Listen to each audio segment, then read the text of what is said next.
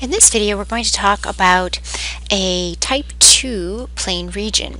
So a plane region D is said to be type 2 if it lies between the graphs of two continuous functions of y.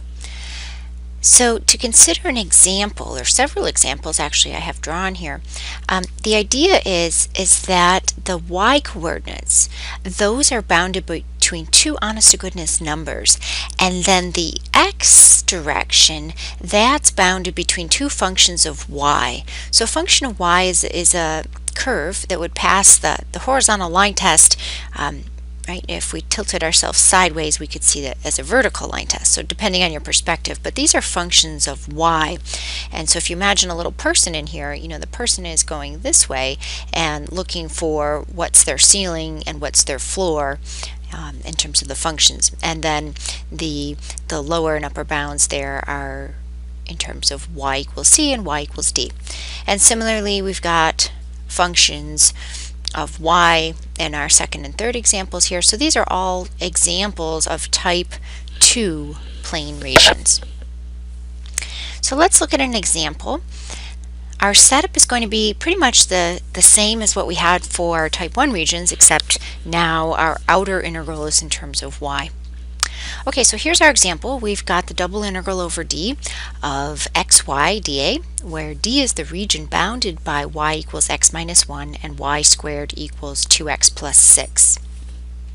Okay, so I've drawn region D here. We have this kind of sideways parabola, which is the curve y squared equals 2x plus 6, or if you were to solve that for x, you would have x equals 1/2 y squared minus 2.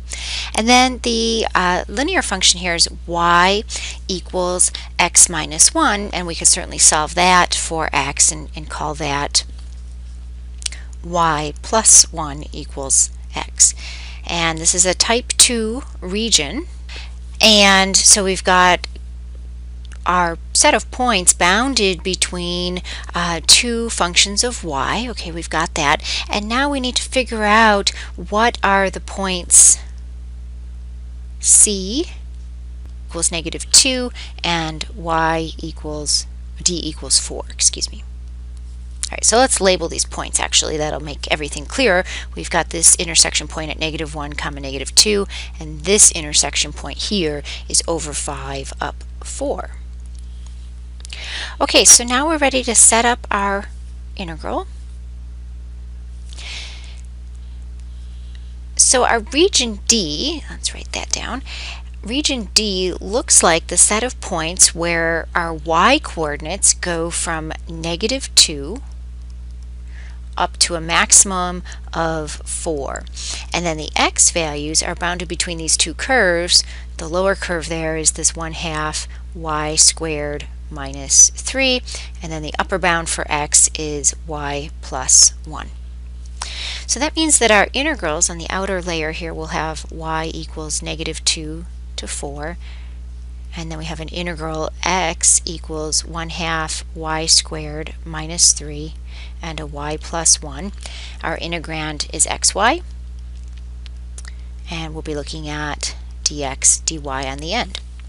Okay, so our first task is to integrate with respect to x, so let's do that.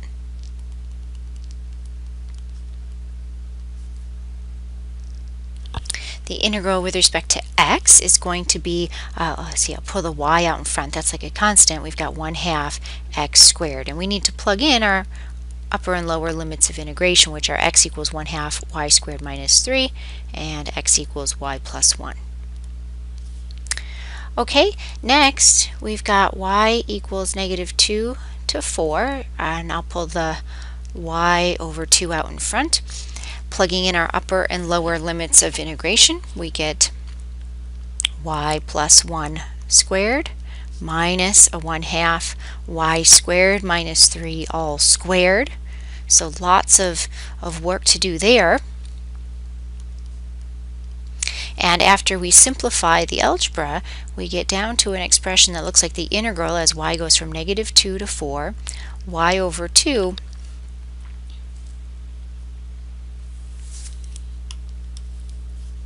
And after we work this out, what we end up having is the 1/2 out in front, and then we'll have a negative y to the 5th over 4 plus 4y cubed plus a 2y squared minus 8y dy. And at this point we integrate with respect to y. This is like a calculus 1 problem, and we get down to a final answer of 36.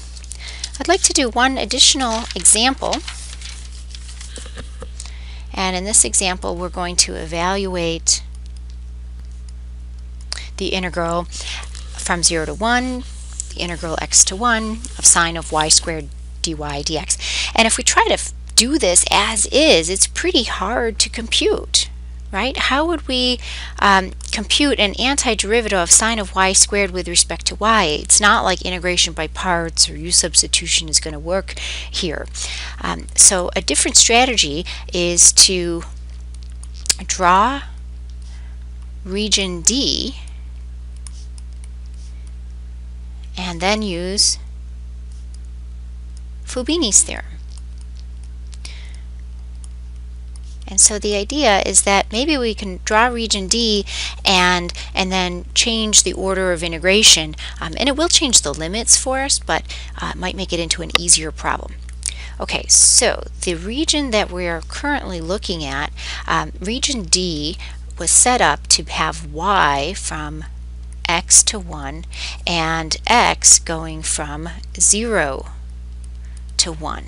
So let's see what that would look like. Let's see, on the x-axis we're going from 0 to 1, and then for the y-coordinates, the lower bound there is y equals x, and the upper bound here is y equals 1. So let's graph those two curves.